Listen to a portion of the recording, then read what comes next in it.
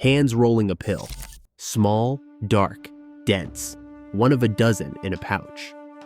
400 years ago, a Japanese spy carried these into enemy territory, and they were the only thing keeping him alive and moving for 3 days straight.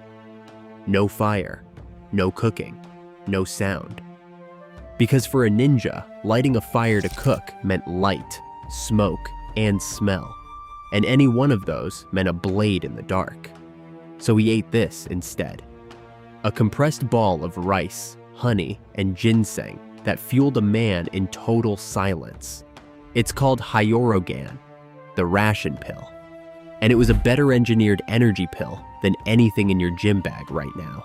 Because it had to pass a test, yours never will. Stay with me, because by the end, you'll understand how a spy who couldn't cook, couldn't hunt, and couldn't make a sound solved the hardest fueling problem in history with a marble-sized ball of food. Let's talk about what you're being sold today. The portable energy business is everywhere. Caffeine pills, pre-workout capsules, energy gels in foil packets, nootropic stacks promising focus in a pill, the whole compact fuel aisle, and the pitch is always the same. Concentrated energy, engineered small so you can carry it on the move. And yeah, some of it works. But here's what nobody selling you the capsule mentions. A compressed energy and focus pill, built from whole food and adaptogenic herbs, existed 400 years ago, and it was engineered to a spec your pre-workout couldn't dream of meeting. Because it also had to be silent, scentless, and edible with no fire, no prep, and no noise. In the dark, in enemy territory. We treat the energy pill like a modern breakthrough. It's a downgrade of a ninja's field ration. So let's go back to the people who actually engineered it.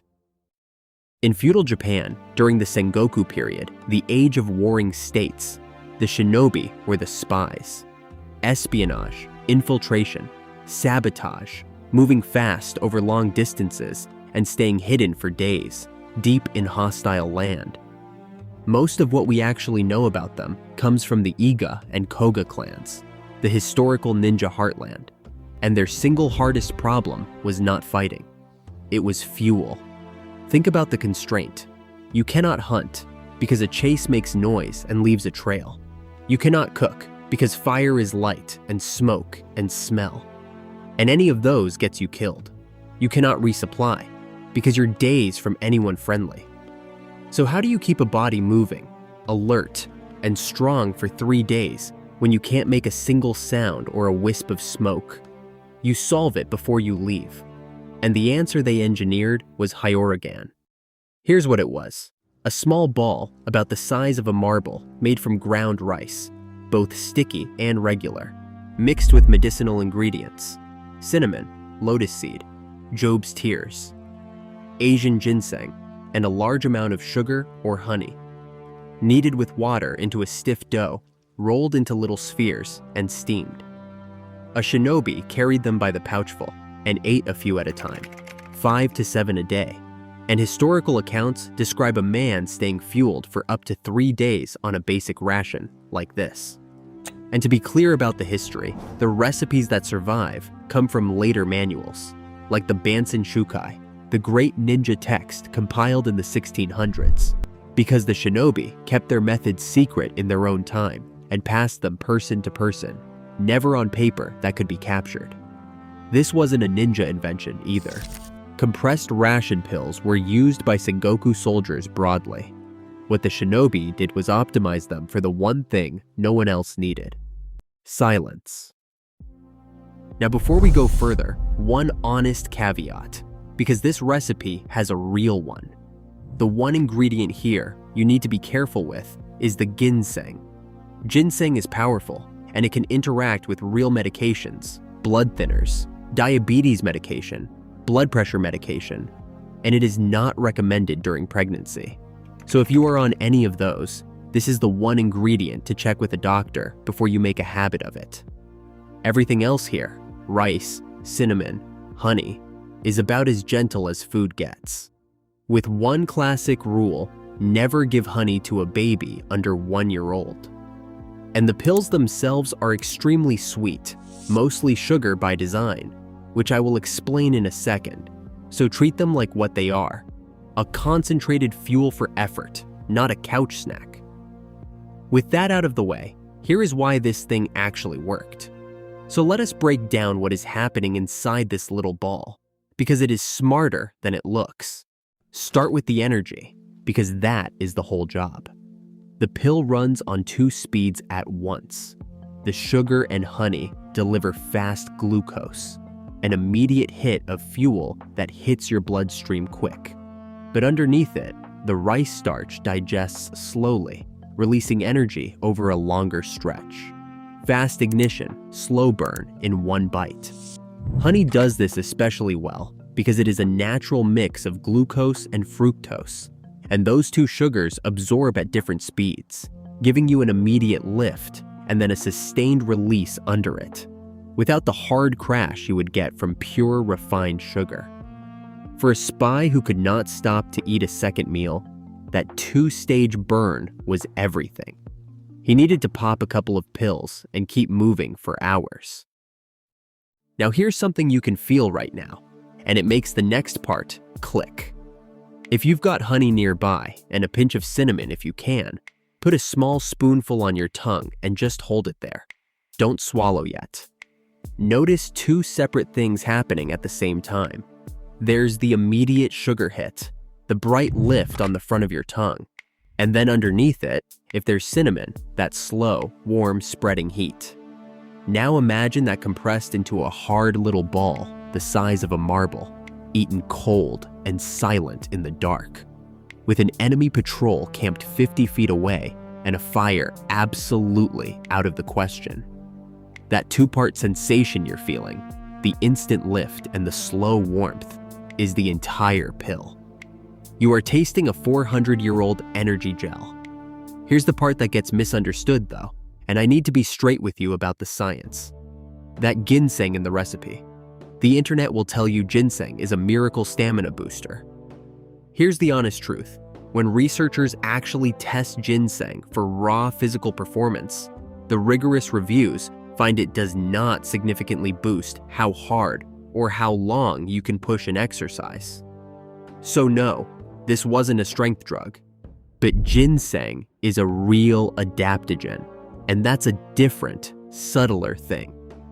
What the science does support is that it helps the body resist fatigue and stay mentally sharp under stress by modulating your stress hormone system. And think about what a shinobi actually needed. Not to lift more, to stay alert and unexhausted through 3 days of tension, no sleep, and constant danger. An adaptogen that fights fatigue and sharpens focus under stress is not a weak tool for that mission. It's exactly the right one. They didn't need a pill that made them stronger. They needed one that kept them from breaking down. And then there's the most elegant part, the sugar itself, which is doing 2 jobs at once. You'd assume all that sugar is just for energy. It's not. Sugar is also a preservative. Pack enough of it into a food and it pulls the water activity down so low that bacteria simply can't grow, which is why a high sugar pill could sit in a pouch for weeks without spoiling.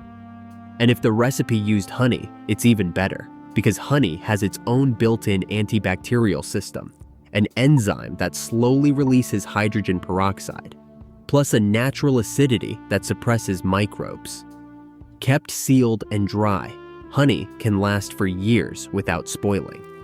So the same sweetness that fueled the shinobi also helped keep the food alive on an open-ended mission, energy and preservation from the exact same ingredient. That's the kind of 2 birds engineering that modern food design almost never pulls off. And the pill was only one piece of a 3-part system, which is where you really see the engineering mind. The shinobi didn't just have an energy pill. They had 3 pills for 3 different field problems. Hyorogan, the ration pill for energy. Kikatsugan, the hunger pill, packed with starch to blunt the gnawing of an empty stomach during a starvation stretch. Picture him for a second, crouched behind a wall in the dark, stomach cramping from a day with no food, an enemy camp breathing on the other side of the stone. He can't rummage, can't chew loudly, can't leave. He slips one pill from the pouch and lets it work. And Suikatsugun, the thirst pill, made with pickled plum, umeboshi, designed to trigger a flood of saliva and fight thirst when there was no water to be had. No energy, no food, no water. 3 problems, 3 engineered answers. These men treated their own bodies like a system to be solved, right down to carrying a pill whose only job was to make your mouth water. So let us clear up the biggest myth about this pill, because a lot of you know it from somewhere else.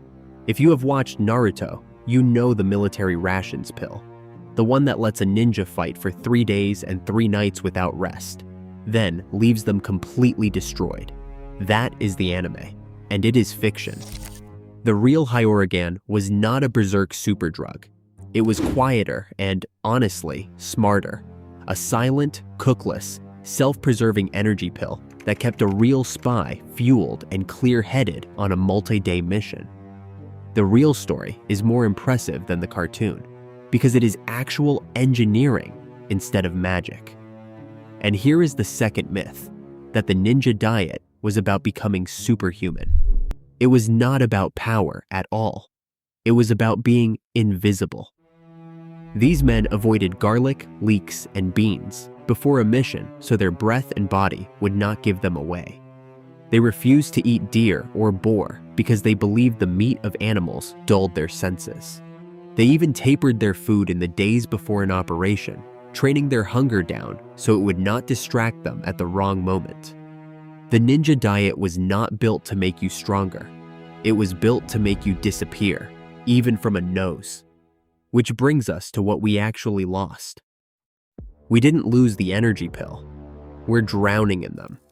What we lost is the understanding that the best fuel is designed around a real constraint, not a marketing claim. The shinobi built food to clear an impossible bar. Silent, scentless, cookless, self-preserving, and complete. Because their lives depended on every one of those properties. Every ingredient did a job, and most of them did too. Then, modern life took the idea of compact energy, stripped out the whole food intelligence, wrapped it in foil, and sold it back to us with a caffeine spike and a crash. That's not an upgrade. It's the same pattern we keep finding. Real engineering replaced by a product that only has to look advanced on a shelf. So here's how you actually make this and use it.